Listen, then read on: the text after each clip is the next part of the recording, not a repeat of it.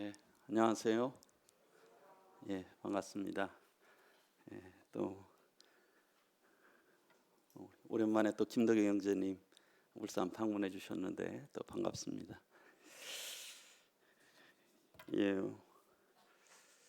예, 제가 오늘은 컴퓨터를 좀 준비하지를 않았습니다. 그래서 오늘 말씀도 로마서를 이렇게 좀 나눌 텐데요. 오늘 말씀 나눌 차례가 로마서 6장입니다. 로마서 6장인데 6장에는 우리가 잘 아는 그 침례에 대한 부분도 나오지 않습니까? 6장 3절, 4절에는 침례의 그런 의미, 그런 부분들에 대해서 잘 나오고 있는데요. 예, 사실은 제가 한 2년 전에 이렇게 공부할 때도 이 주제로 좀 이렇게 논문도 좀 쓰고 그랬어요. 그래서 많이 좀 이 부분을 했었는데, 그래서 로마서를 하면서 이 부분은 그래도 좀 나누기가 좀 쉬울 것 같다.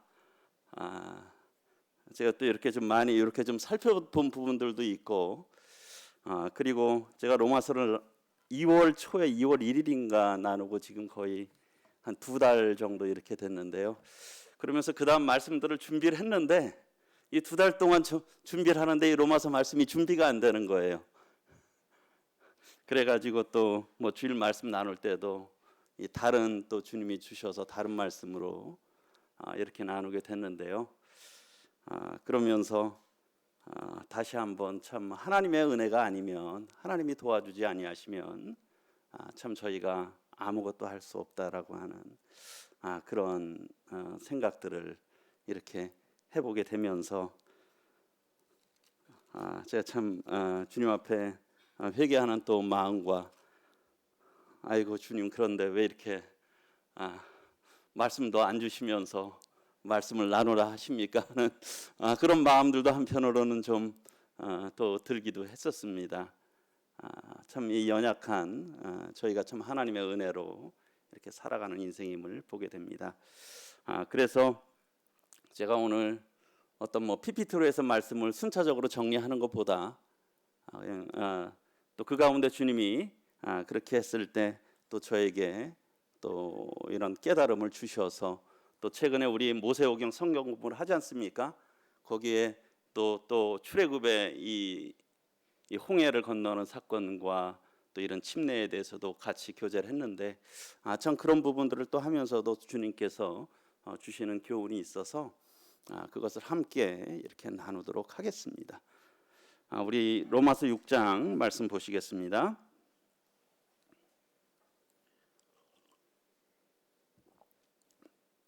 오늘은 로마서 6장 1절부터 제가 11절까지 이 내용으로 나누겠고요. 제가 이번 주하고 다음 주 이렇게 수요일 날 2번 현재 계획이 되어 있습니다. 그래서 또 주님께서 허락하시면 다음 주에는 또 허락하시면 12절부터 23절까지 이렇게 나누도록 하겠습니다. 그래서 오늘 제목은 은혜를 더하게 하려고 죄에 계속 거하겠느냐라고 하는 제목으로 말씀드리겠습니다. 그래서 오늘이 로마서 이제 10강인데요. 좀 그동안에 이렇게 한 부분들을 이렇게 말씀드리면, 우리가 로마서 1장 1절부터 10절까지는 복음의 개요입니다. 그래서 복음이란 과연 무엇이냐? 복음이 무엇이냐라고 하는 것을 로마서 1장 1절부터 17절까지 이렇게 말씀을 하고 있고요. 1장 18절부터 3장 20절까지는 그럼 복음이 왜 필요하느냐? 그래서 특별히 어떤 이방인, 유대인, 또 모든 사람들이 참 죄인이다, 심판 아래 있을 수밖에 없다라고 하는 것이 로마서 1장 18절부터 3장 20절까지의 그 복음의 필요성에 대해서 나눴고요. 그 다음에 로마서 3장 21절부터 5장까지, 지난번 9강까지 제가 나눈 부분들이, 그래서 특별히 이 사람의 의로 안 된다라고 하는 것입니다. 하나님께서 그 의를 준비하셨다라고 하는 것이죠. 그래서 어떻게 의로움을 얻느냐, 흔히 저희가 얘기하는 칭의, 의롭다함을 칭함을 받는 칭의에 대해서 이제까지 이렇게 나누었어요. 그리고 오늘부터 이제 6장입니다. 6장부터 8장은 그러면 우리가 의롭다함을 얻었으면 그에 맞는 거룩한 삶을 살아가야 된다라고 하는 것이죠. 그것이 성화의 삶이죠. 그래서 제가 왜 이 6장 말씀을 시작하는 게 참 어려웠을까 하는 것을 오늘도 이렇게 다시 생각을 해봤어요. 몇 달을 이렇게 지났는데도 참 저에게 담대함이 없고 감동이 없고 왜 그럴까 이렇게 생각을 해보게 되면서 우리 5장까지는 이미 이루어진 사실이잖아요. 구원받은 성도들은. 그렇지 않습니까? 우리가 다 경험한 거예요.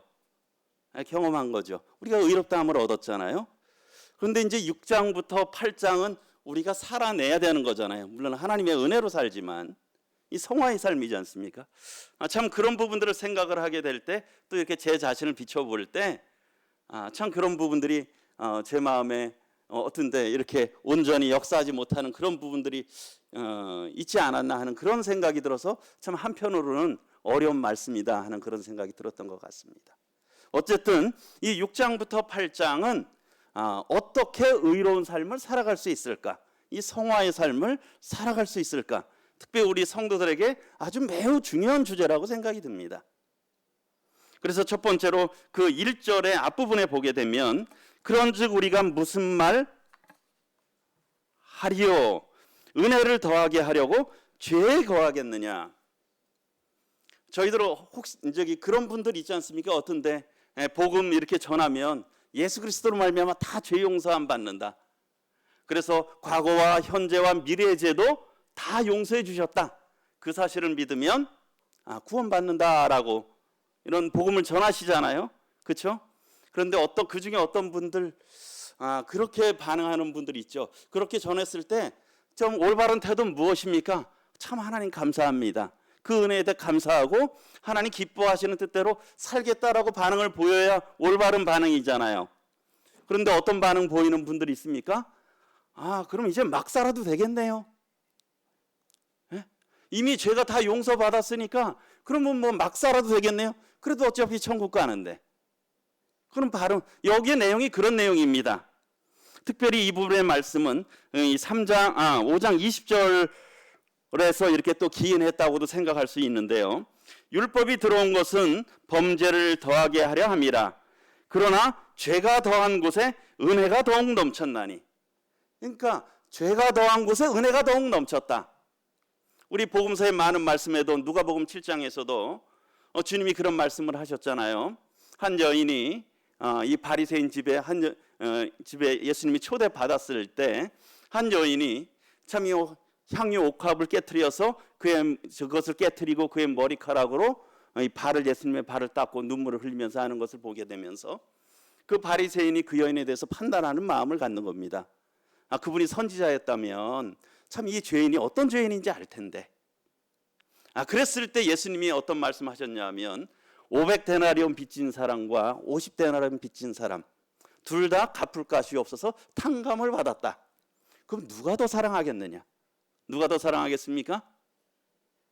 500데나리온 더 많이 탕감받은 자가 더 사랑한다라고 하는 것이죠. 뭐 어찌 보게 되면 여기에 보게 되면 은혜를 더하게 하려고 죄에 거하겠느냐? 더 많이 은혜 받으려고 이제 그러한 이런 좋지 않은 시각으로 보는 사람들이 있다라고 하는 것입니다. 그러나 사실 이 본절의 의미는 무엇입니까? 이런 율법이 주신 의미에 대해서도 말씀하고 있잖아요. 다시 율법이 들어온 것은 뭡니까? 범죄를 더하게 하려 함이라. 우리 그 뒤에 보게 되면 로마서 7장 14절에 7장 로마서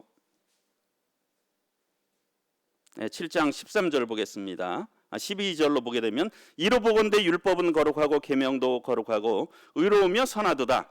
그런즉 이 선한 것이 내게 사망이 되었느냐? 그럴 수 없느니라. 오직 죄가 죄로 드러나기 위하여 선한 그것으로 말미암아 나를 죽게 만들었으니 이는 계명으로 말미암아 죄로 심히 죄되게 하려 함이라. 율법을 주신 목적은 무엇입니까? 죄로 정말 심히 이 죄가 되는 거잖아요. 그렇죠? 율법은 잣대와 같은 겁니다.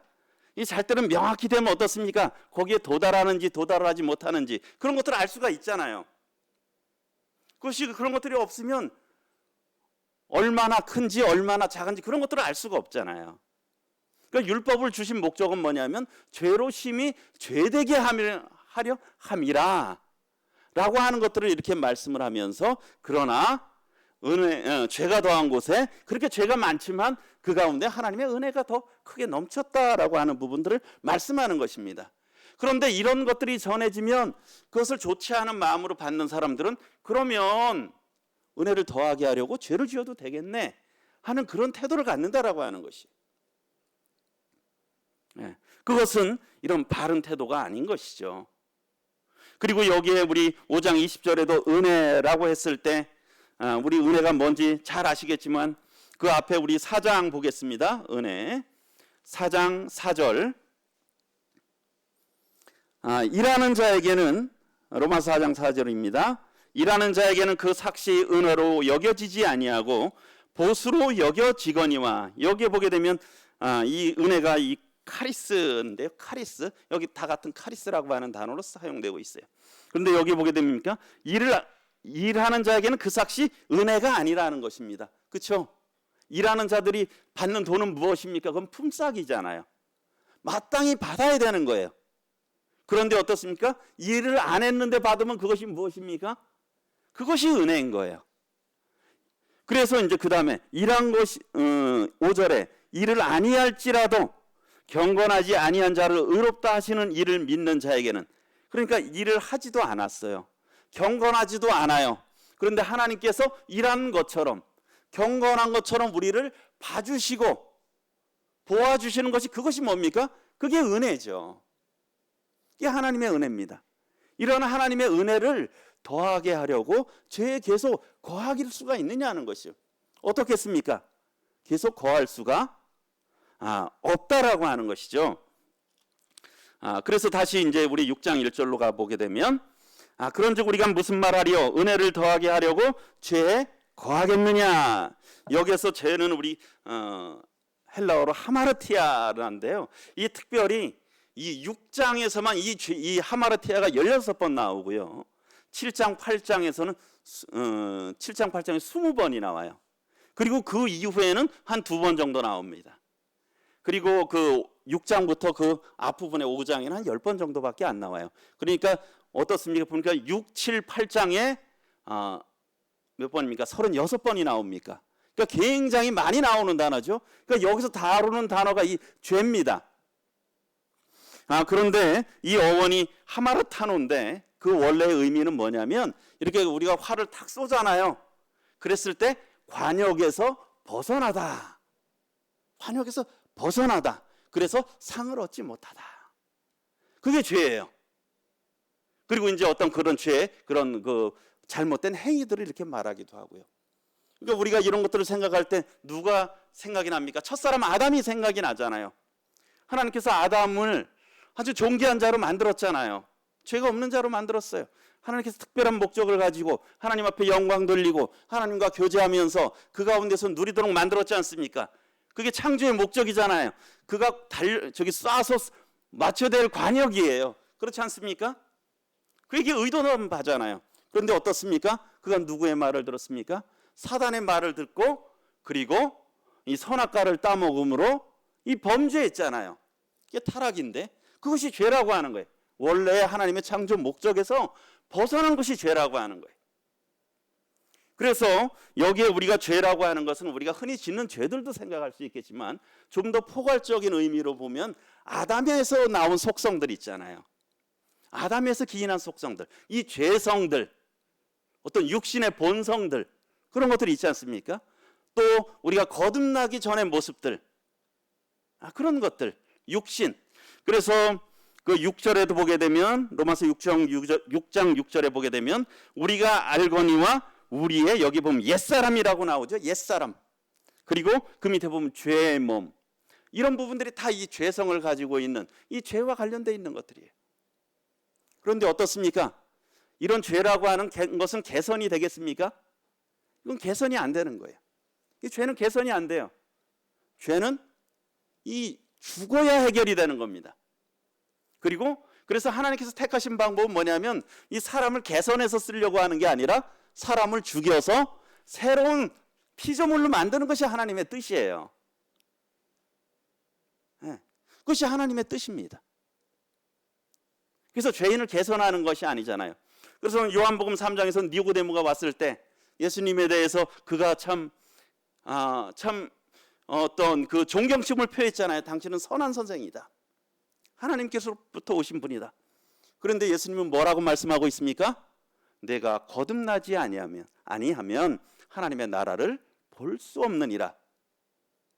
그렇게 참 이런 점잖은 사람, 참 이런 양심적인 사람, 지식적인 사람도 안 된다라고 하는 것입니다. 거듭나야 된다라고 하는 것이에요. 이 죄는 어쩔 수 없다. 죽고 다시 살아나야 된다는 것이에요. 그래서 이 죄에 거하겠느냐? 계속 죄 가운데 계속 거하겠느냐는 것이죠. 그리고 또한 이 거하다, 여기 보면 거하다라고 하는 것은 에피메노라고 이렇게 헬라어로 표기가 되어 있더라고요.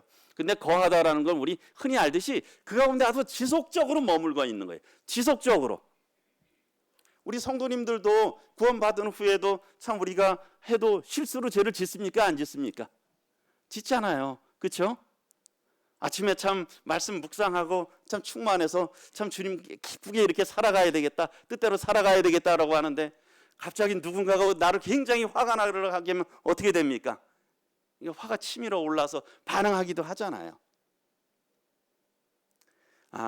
여기서 말하는 죄라고 하는 죄, 계속 머물러 있다라고 하는 것은 그런 의미가 아니라고 하는 것이죠. 물론 그런 것도 우리가 성숙돼야 되지만, 그러나 이 죄 가운데 아주 계속 머물러 있다는 거예요. 마치 롯이 이 소돔성에 머물러 있듯이 죄 가운데서 계속 머물러 있는 거예요. 계속 머물러 있는 것이. 그렇게 해서는 안 된다라고 하는 것입니다. 그래서 그런 계속 머물러 있다라고 하는 것들이 물론 어떤 죄, 습관적인 죄들이 있잖아요.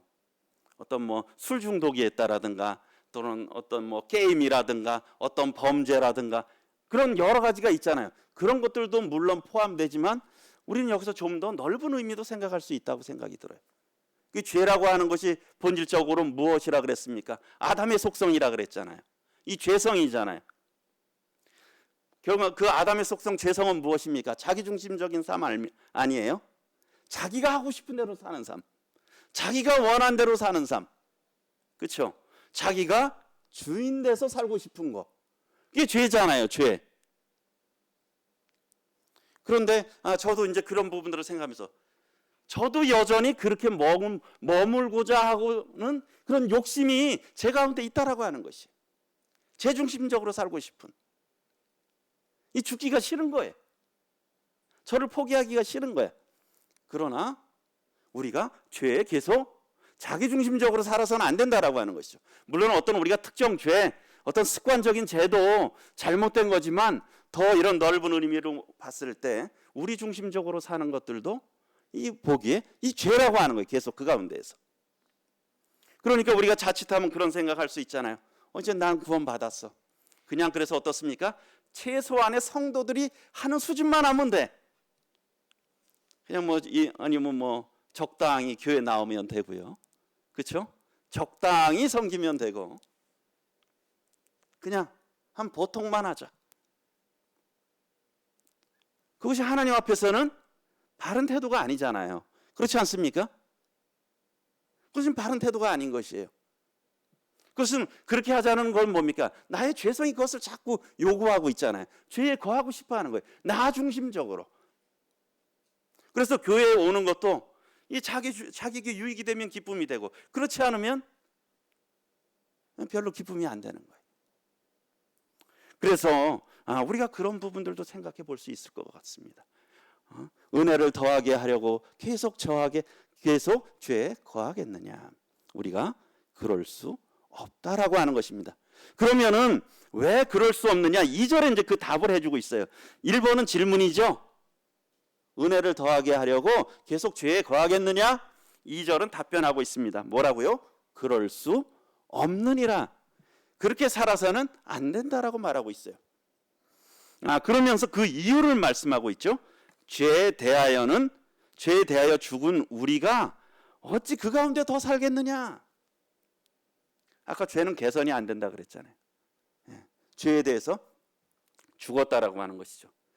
그래서 우리가 이런 부분들을 좀 더 우리가 시각적으로 보기 위해서 우리 금요일이 아니죠. 요즘은 우리 모세오경 성경 공부하는데 저도 이제 그것을 이렇게 다시 하면서 참 그것을 이렇게 다시 이렇게 생각을 하게 됐는데요.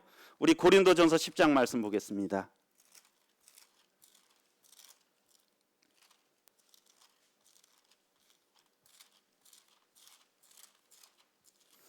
고린도전서 10장 1, 2절만 보겠습니다. 형제들아, 나는 너희가 알지 못하기를 원하지 아니하노니 우리 조상들이 다 구름 아래에 있고 바다 가운데로 지나며 모세에게 속하여 다 구름과 바다에서 세례를 받고, 여기 보면 이제 우리가 이 세례를 받고라고 이제 이런 단어로 이렇게 표현되어 있는데요. 우리 모세오경 공부를 같이 하신 분들은 또 이 부분들에 대해서 또 많이 생각을 하셨을 것 같은데요. 여기 보면 바다 가운데로 지나고, 그 다음에 바다에서 세례를 받고, 우리 어느 바다가 생각이 납니까? 홍해 바다가 생각이 나잖아요. 그들이 홍해 바다를 이렇게 건너온 것을 이 성경 바울은 마치 이 세례를 받은 것과 같은 그런 부분들을 이렇게 묘사하고 있어요. 그 모습들을 잘 보여준다라고 하는 것이죠. 그러면서 우리 다시 이 출애굽기 말씀을 보도록 하겠습니다. 출애굽기 13장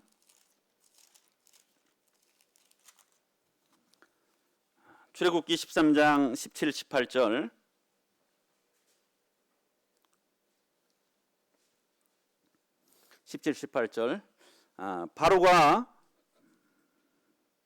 바로가 백성을 보낸 후에 블레셋 사람의 땅에 길은 가까울지라도 하나님이 그들을 그 길로 인도하지 아니하셨으니 이는 하나님이 말씀하시기를 이 백성이 전쟁을 하게 되면 마음을 돌이켜 애굽으로 돌아갈까 하셨음이라. 그러므로 하나님이 홍해의 광야길로 돌려 백성을 인도하시매. 우리 여기 성도님들 다 아실 겁니다. 이 블레셋 땅은 그 지중해 해변길이잖아요. 그런데 하나님께서 이렇게 광야길로 삥 돌리셨죠. 대략 한 6배가 길이가 멀대요. 6배가. 그리고 어떻습니까?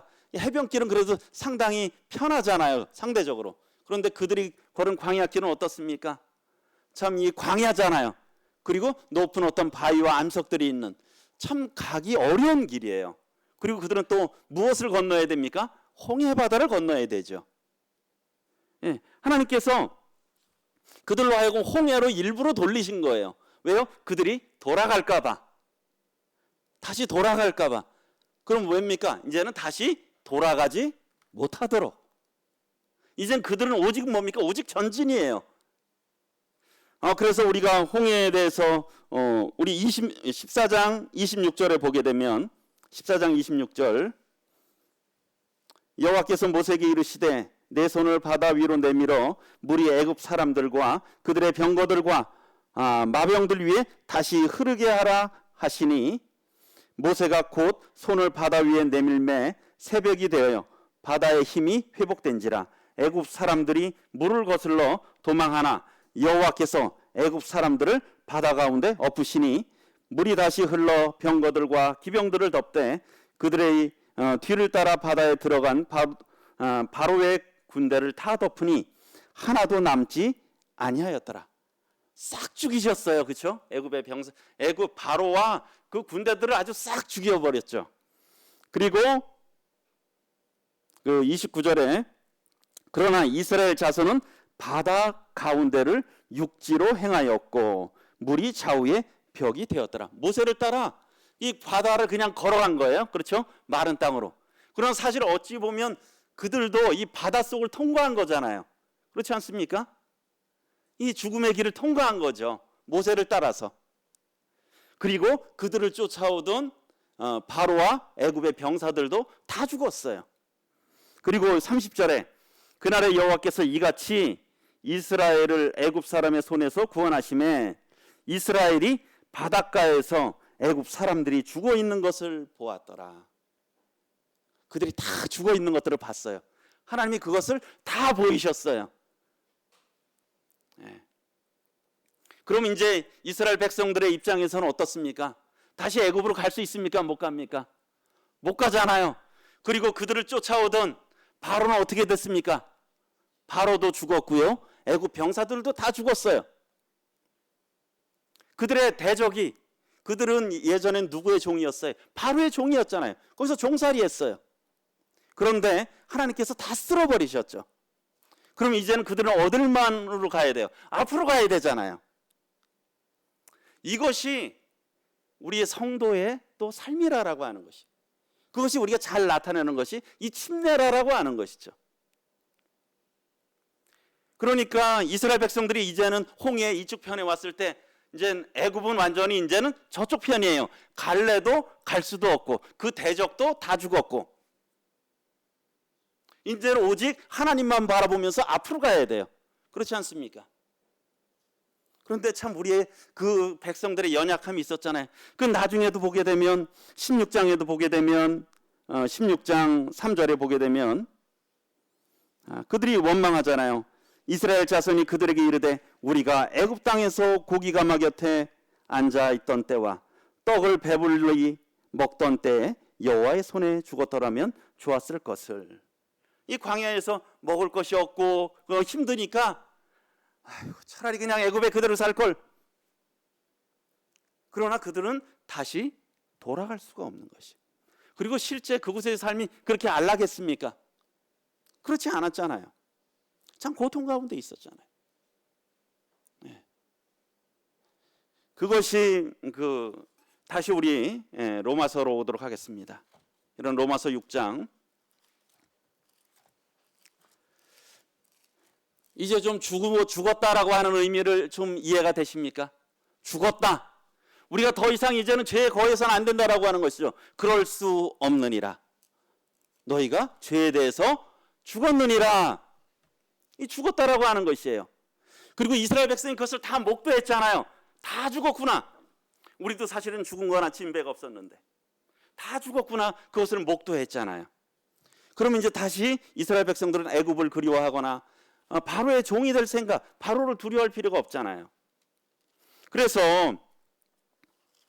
예수 그리스도께서 십자가에서 죽으심으로 말미암아 그 히브리서 2장 14절에 보게 되면 자녀들은 혈과 육에 속하였음에 그도 또한 같은 모양으로 혈과 육을 함께 지니심은 여기 보면 죽음을 통하여, 우리 주님의 죽음을 통하여 죽음의 세력을 잡은 자 곧 마귀를 멸하시며. 예수님께서 마귀를 멸하셨잖아요. 이 바로가, 그 쫓아오던 바로가 어땠어요? 홍해 바다에 파묻혀 물이 덮여 죽게 됐잖아요. 그와 같이 마귀를 멸하셨다라고 하는 것이. 그러니까 사실은 우리가 마귀를 두려워할 필요가 없는 것이죠.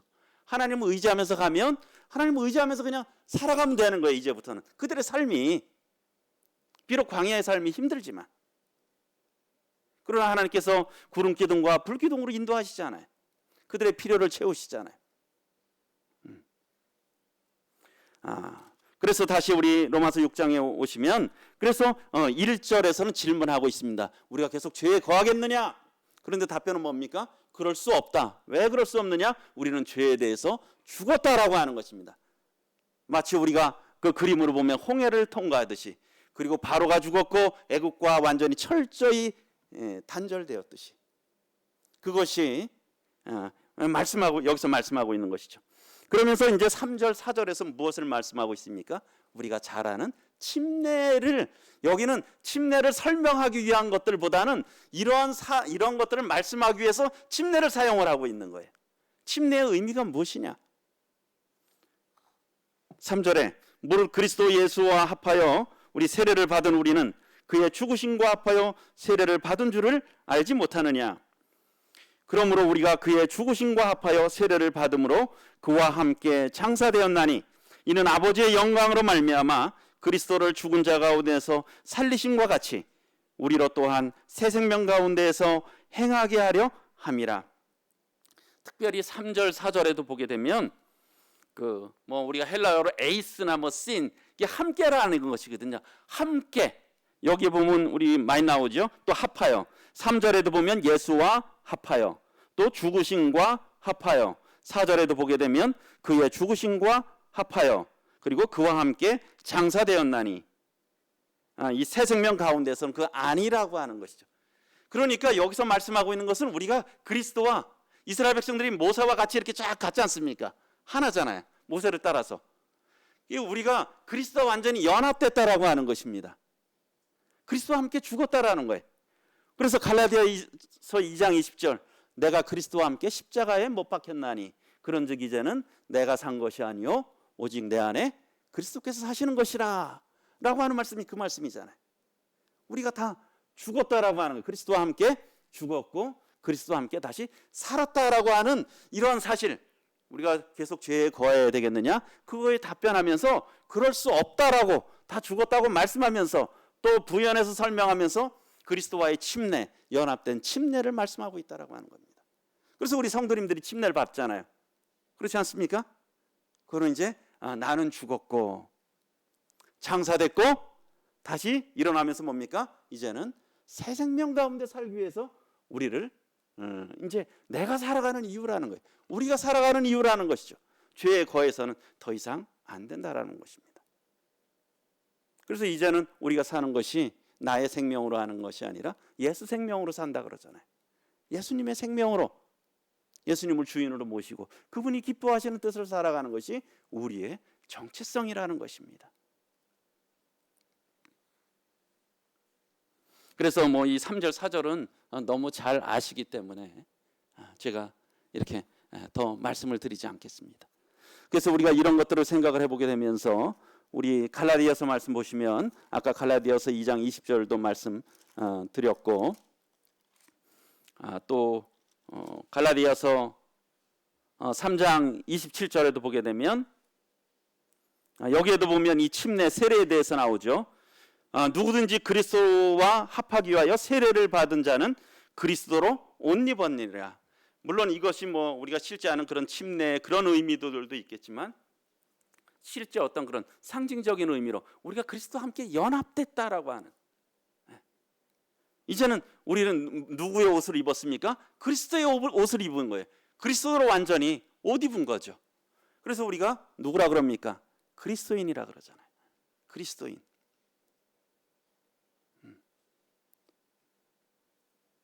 그러면서 그 갈라디아서 5장 그 24절에도 그리스도 예수의 사람들은 육체와 함께 그 정욕과 탐심을 십자가에 못 박았느니라. 어떤 자기 욕심들, 이게 자기잖아요. 자기를 못 박았고요. 또 그 6장 14절에 바울은 그러나 내게는 우리 주 예수 그리스도의 십자가 외에 결코 자랑할 것이 없으니 그리스도로 말미암아 세상이 나를 대하여 십자가에 못 박히고, 세상이 나를 대하여 세상이 못 박히고 내가 또한 세상을 대하여 그러하리라. 그러니까 세상과 나가 이제는 어떻게 됐다? 이 결별됐다라고 하는 거예요. 결별됐다.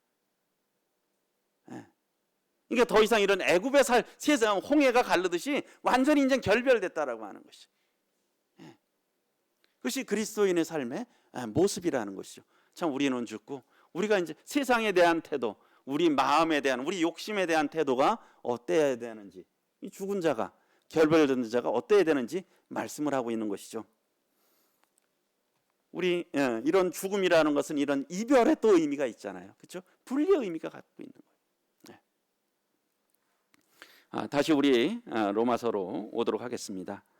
그래서 그 6장 1, 2절에서 또 질문하고 그에 대해서 답변하면서 죽은 자로서 결코 그럴 수 없다는 것, 그 다음에 3절 4절에서 침례를 통해서 그러한 의미를 좀 더 명확하게 말씀을 하고 있는 거예요. 우리가 그리스도와 함께 죽고 장사 지낸 바 되고 다시 살아나게 됐다. 그래서 4절 하반절에 있는 것과 같이 우리로 또한 새 생명 가운데서 행하게 하기 위해서 예수님의 생명으로 이제는 살아가기 위해서 우리를 부르셨다라고 하는 것이죠. 그러니까 죄 가운데 있을 수가 없다는 것입니다. 그리고 이제 좀 부분부로 넘어가면 이제 6절에 보게 되면, 그러면서 6절에서 우리가 알거니와 우리의 옛사람이 예수와 함께 십자가에 못 박힌 것은 죄의 몸이 죽어 다시는 우리가 죄에게 종노릇하지 아니하려 함이니. 여기서 이게 좀 더 어떤 성경학자들은 이 부분에 대해서 우리가 알거니와를 이렇게 말하고 있어요. 우리가 좀 더 명확히 분명히 알아야 될 사실이라는 거예요. 이 수신자들이 분명히 알아야 된다라고 하는 것이. 그렇지 않습니까? 우리가 어떤지, 내 신분이 어떤지, 내 상태가 어떤지 알아야 되잖아요. 알지 못하면 참 그것은 제대로 살 수가 없잖아요. 내가 누군지, 내가 어떻게 살아야 될지 알아야 되잖아요. 그래서 이런 부분들에 대해서 우리가 그래서 분명히 알아야 될 것은 무엇이냐? 나는 그리스도와 함께 죽었구나. 선한 일을 위해서 창조함을 받은 자구나. 이것을 우리가 그것을 깊이 아는 것들이 참 중요한 것임을 보게 됩니다. 그래서 그 잠언 10장 21절에 보게 되면 의인의 입술은 여러 사람을 교육하나 미련한 자는 지식이 없어 죽느니라. 지혜가 없어서 이런 사실을 알지 못해서 죽는다라고 하는 것이. 그리고 우리 사사기 21장 25절에 보게 되면은 그때 이스라엘의 왕이 없으므로 사람이 각기 자기의 소견에 옳은 대로 행하였더라. 알지 못하면 그런다는 거예요. 지식 없는 게 알지 못하는 것이 이것은 죄라고 하는 것이 마땅히 알아야 될 것을 그렇게 하는 거예요. 그렇지 않으면 어떻습니까? 자기 소견에 옳은 대로 행하는 것이죠. 자기 소견에 옳은 대로 행하는 거예요. 그래서 오늘 저도 그렇고 우리 형제자매님들도 이런 시간들을 통해서 우리가 어떤 사실을 알게 됐습니까? 다 이미 알으셨지만 우리는 죽은 자들이라는 거예요. 마치 홍해를 건너서 그 애굽 병사들이 다 죽은 것을 바닷가에 둥둥 떠다니는 것을 본 그 이스라엘 백성들처럼 우리는 그 애굽과 완전히 철저히 결별됐고 나는 죽었고 나를 쫓아오던 마귀 대적은 죽었고 그것을 바라보면 그것을 이렇게 바라보고 그러나 어떻습니까? 그것만 계속 바라봐야 되겠습니까? 다시 애굽의 상황만 궁금해해야 되겠습니까? 아니잖아요. 이제는 어떻습니까?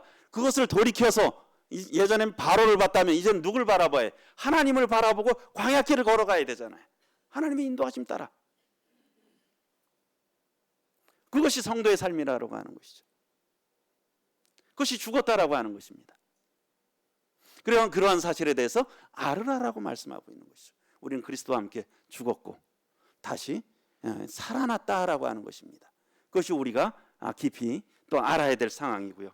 그리고 어떻습니까? 그런 부분들을 알았다 그러면 거기에서만 그치는 것이 아니라 10절 말씀 보겠습니다. 그가 죽으심은 저 예수님 말씀하시죠. 그가 죽으심은 죄에 대하여 단번에 죽으심이요 그가 살아계심은 하나님께 대하여 살아계심이니 이와 같이 너희도 너희 자신을 죄에 대하여는 죽은 자요 그리스도 예수 안에서 하나님께 대하여는 살아있는 자로 여길지어다. 여기 보면 특별히 죄에 대하여 죽었다. 하나님께 대하여 살았다. 아까 그 이스라엘 백성들이 어떻습니까? 애굽을 볼 때는 이렇게 바라봤을 거 아니에요. 애굽을. 그렇지 않습니까? 그쪽을 대해서 봤을 거 아니에요. 다 죽었잖아요. 그렇지 않습니까? 그리고 그들을 압제하던 모든 것들이 또는 애굽에서 많은 것들을 쌓아놨을 수도 있잖아요. 그렇죠? 그런 것들이 이제는 다 끝났어요. 더 이상 건너갈 수가 없어요. 쫓아오던 대적도 죽었고 죄에 대해서는 죽은 거죠. 그 다음에는 어디를 봐야 됩니까? 이제 하나님을 보고 따라가잖아요. 그렇지 않습니까? 우리의 모습도 그렇다는 거예요. 죄에 대해서는 오늘 우리가 또 이렇게 다시 생각하면 죄에 대해서는 내가 참 죽었구나. 세상에 대해서도 단절됐구나. 그러면서 우리가 계속 아쉬워하면서 거기를 바라봐야 되겠습니까? 아니잖아요. 이제는 하나님에 대해서 내가 살아났네. 하나님을 대해서 산자로서 살아가야 되겠네. 그분을 바라보며 살아가게 돼야 되겠네. 그렇게 여기라는 것이죠. 계속 그렇게 인정하라라고 하는 것입니다. 그러니까 이스라엘 백성들이 더 이상 애굽을 바라봐서는 안 되는 것이에요. 이제 바에서 죽은 바로를 두려워할 필요가 없잖아요. 그쪽을 바라봐서는 안 되는 것이죠. 누구를? 하나님을 바라보며 하나님을 의지하면서 살아가야 되는 것이 그들이 따라가야 될 길이에요. 그런데 어떻습니까? 그들이 결국은 실패했잖아요. 어떻습니까? 자꾸 애굽으로 돌아가려고 하니까 그래서 결국 실패했어요. 그래서 여호수아와 갈렙 외에는 다 가나안 땅에 들어가지 못했지 않습니까? 예, 또 주님이 허락하시면 다음 주에는 이 고린도전서 10장 하반부에 있는 부분과 함께 좀 말씀을 나누고자 하는데요. 예. 그래서 우리가 자꾸 우리는 그런 게 있잖아요. 편한 게 좋지 않습니까? 그렇죠? 육신으로 돌아가고 싶은 본능이 있잖아요. 나를 위해서 살고 싶은 마음이 있다는 것이에요. 그런데 우리가 이제는 그런 것들이 이럴 때마다 우리가 끊어야 된다라고 하는 거죠. 여기고 다시 하나님을 바라보고 하나님에 대해서 살아있는 자로. 그래서 이와 같이 너희도 너희 자신을 죄에 대하여는 죽은 자요 그리스도 예수 안에서 하나님께 대하여는 살아있는 자로 여길지어다. 그것을 계속 이렇게 여기면서 살아가는 것이죠. 이 여길지어다가 이제 로기조마이랍니다, 헬라어로. 그런데 그것이 무슨 의미냐면은 이 목록을 작성하다라고 하는, 목록을 작성하다 또는 계산하다라고 하는 뜻입니다. 그러니까 우리 혹시 자매님들 가계부들이나 또 예산 같은 거 쓰면 어떻습니까? 예를 들면 남편분들이 벌어오시 이런 급여나 이런 것들은 어떻습니까? 다 예를 들면 떼어놓고 그러잖아요. 이거는 어떤 공과금이고 이건 좀 자녀들 또 양육비고 이렇게 떼어놓잖아요. 그렇지 않습니까? 이제 그런 계산하듯이 우리 예산들을 계산하듯이. 그러니까 우리 자신을 누구 걸로 떼어놔야 됩니까? 하나님의 것으로 떼어놔야 되는 거예요. 이게 우리 예산 같은 걸 전용화하면 안 되잖아요. 예? 그게 그대로 그렇게 쓰게 안 돼 있는데 거기서 갖다 막 쓰면 어떻게 됩니까? 문제되지 않습니까? 그렇죠? 원래는 그렇게 써서는 안 되는데 그걸 갖다 막 쓰는 거예요. 급하다고. 그래서는 안 된다는 것이죠. 그러니까 이걸 하나님의 것으로 이렇게 잡아놓는 거예요. 그러니까 우리의 생애가 너희는 너의 것이 아니라 그랬잖아요. 값으로 산 것이라고. 하나님께 영광을 돌리는 게 사실은 우리의 정체성이지 않습니까? 그러니까 사실은 이런 여긴다라고 하는 의미는 이것을 하나님의 것으로 떼어놓는 거예요. 그렇게 계속 나를 위해서 쓰고 싶을 때 이것은 내 게 아니지, 하나님의 것으로 떼어놓는 거예요. 그게 이제 계속 여긴다라고 하는 것입니다. 그래서 그 잠언 23장 7절에 보면 이런 말씀이 있습니다. 대저 그 마음의 생각이 어떠하면 그 위인도 그러하다. 그렇죠? 그렇지 않습니까? 그것도 다른 성경으로 표준 세번역으로 이렇게 되어 있습니다. 무릇 그 마음의 생각이 어떠하면 그 사람됨도 그러하다. 사람이 마음에 어떤 것을 자꾸 품느냐에 따라 어떻습니까? 우리 인생은 뭡니까? 선택의 연속 아닙니까? 그렇죠? 선택의 연속이에요. 늘 선택해야 돼요. 우리 형제자매님들도 오늘 그런 고민 안 하셨을 겁니다. 집회를 가야 될까 말아야 될까? 또는 어떤 주님을 위해서 어떻게 드려야 될까 말아야 될까? 그런 많은 선택들 하지 않으세요? 그렇지 않습니까? 그럴 때 선택할 때 정하는 게 뭡니까? 우리가 흔히들 또 가치관이라는 거잖아요. 정말 중요하게 생각하는 것에 따라서 결정하잖아요. 그렇지 않습니까? 그러니까 여기 말씀처럼 대저 그 마음의 생각이 어떠하면 그 위인도 그러하다. 마음을 정말 어떻게 먹고 어떻게 살느냐에 따라서 그 사람의 됨됨이가 그런 겁니다. 그렇죠? 그 마음에 늘 품고 중요하게 생각하는 게 그 사람이에요. 그리고 그 사람들이 그렇게 결정하는 게 뭡니까? 그게 인생이잖아요. 그게 그 사람입니다. 그러니까 우리가 어떤 마음을 먹고 어떻게 사느냐, 그것은 우리 어떤 성경에 우리가 미친 마음으로 산다라고 하는 그런 게 있죠. 그렇게 살아서는 안 되는 것이잖아요. 다른 말씀. 우리가 이러한 마음 이렇게 여기면서 어떻습니까? 그렇게 살아가는 것이죠. 그래서 이제 다음 주에 하겠지만 그 다음에 12절부터 13절에는 이 드려라, 순종해라, 그런 말씀이 나오잖아요. 그렇지 않습니까? 그래서 우리가 정말 아는 것이 참 중요하다라고 하는 것이에요. 그리고 그것을 그렇게 여기는 거예요. 하나님의 것으로 떼어놓는 것이죠.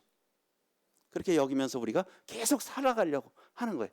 물론 하다 보면 조금 더 실수할 수도 있지만 계속 그렇게 간다라고 하는 것이죠. 그럴 때 어떻습니까? 하나님이 기뻐하시는 우리가 선택으로 갈 수 있다고 생각이 듭니다. 예. 그래서 끝으로 제가 이제 11절까지 이렇게 말씀드렸고, 오늘 이렇게 말씀을 하면서 마지막으로 또 이게 다시 교훈을 이렇게 생각을 해보게 된다면, 앞서 말씀드렸듯이 우리가 정말 아는 것이 참 중요해요. 제대로 알아야 됩니다.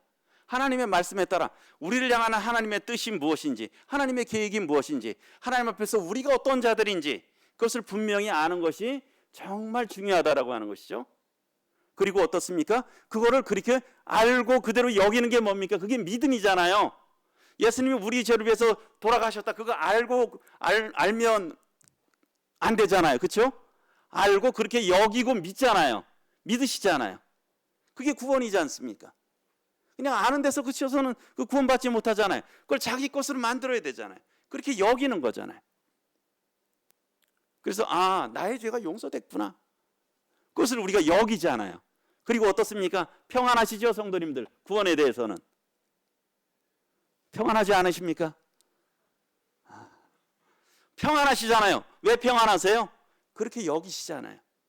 하나님이 말씀하신 걸 그대로 여겼어요. 그래서 우리가 그게 평안해요. 그게 믿음이잖아요. 이 말씀도 근데 우리가 복음도 어떻습니까? 먼저는 알아야 되잖아요. 그런 사실들에 대해서. 그와 마찬가지로 우리가 그리스도 안에서 우리가 어떻게 어떻게 의롭게 살아갈 수 있을까? 아니면 그냥 이대로 계속 죄지며 살아가도 될까? 그랬을 때 하나님의 답변은 뭡니까? 그럴 수 없다. 너희는 다 죽었다. 그리고 다시 새 생명 가운데 부활했다. 이제는 세상에 대해서 사는 것이 아니라 죄에 대해서는 죽고 하나님에 대해서 산 자로 살아가라. 그렇게 여겨라. 그렇게 믿음으로 받아들이라는 거예요. 그래서 그 믿음을 따라 가라라고 하는 것이죠. 그것이 여긴다는 것입니다. 그래서 우리가 이런 사실들에 대해서, 진리에 대해서 알고 여기는 것은 굉장히 중요하다고 생각이 됩니다. 왜요? 그것은 우리의 됨됨이를 말하는 거거든요. 우리의 인생을 결정짓습니다. 우리가 흔히 성 어거스틴이라고 있지 않습니까? 어거스틴, 참회록을 쓴 어거스틴이 아주 그 예수님 믿기 전에는 굉장한 아주 그냥 방탕자였대요. 굉장히 아주 타락한 사람이었는데 그 하나님의 특별한 은혜로 그분이 예수님을 믿고 거듭났어요. 근데 이제 그분이 어느 길을 이렇게 걷고 있는데 예전에 그 잘 알고 지냈던 창녀가 어거스틴을 보면서 당신은 혹시 어거스틴 아니세요? 그러던 거예요, 뒤에서. 그랬더니 어거스틴이 뒤도 돌아보지 않고 그렇게 얘기를 했대요. 당신이 알던 어거스틴은 죽었습니다. 당신이 알던 어거스틴은 죽었습니다. 예전에 알던 그 어거스틴은 죽었다는 거예요. 우리가 그래야 되지 않겠습니까? 예전에 저는 죽었습니다. 예전에 저는 자기를 위해서, 자기만을 위해서 살던, 이 죄를 위해서 살던, 죄 가운데 거하던 참 저는 죽었습니다.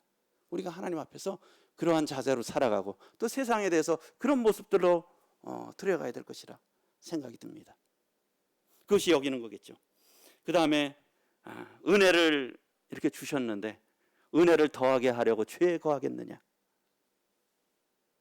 은혜를 우리가 헛되이 해서는 안 되잖아요. 우리 한 말씀 보겠습니다. 고린도전서 15장 10절.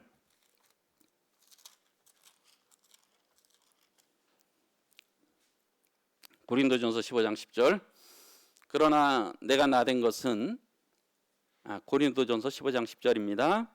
그러나 내가 나된 것은 하나님의 은혜로 된 것이니 내게 주신 그의 은혜가 헛되지 아니하여, 여기 헛되지 아니하여 내가 모든 사도보다 더 많이 수고하였으나 내가 한 것이 아니요 오직 나와 함께 하신 하나님의 은혜로라. 사도 바울이 하나님의 자녀된 건, 나된 것은 하나님의 은혜잖아요. 그렇지 않습니까? 그리고 하나님의 은혜가 헛되지 않았다라고 바울은 고백하고 있어요. 그 헛되지 않음의 그 결과로 어떻습니까? 그가 하나님을 위해서 수고한 것이죠. 그렇지 않습니까? 은혜에 보답하는 양으로 사는 거예요. 죄만 안 짓는 수준이 아니라, 죄만 안 짓는 수준이 아니라 그 은혜에 보답하는 양으로 살았다라고 하는 것이죠. 참 저희가 참 이런 말씀들이 또 저희들에게 또 또 능력으로 나타나서 저희들이 참 은혜에 보답하는 영으로 하나님을 위해서 기꺼이 또 수고하는, 좀 드려져가는 저희들이 됐으면 좋겠습니다. 이상으로 마치도록 하겠습니다. 감사합니다.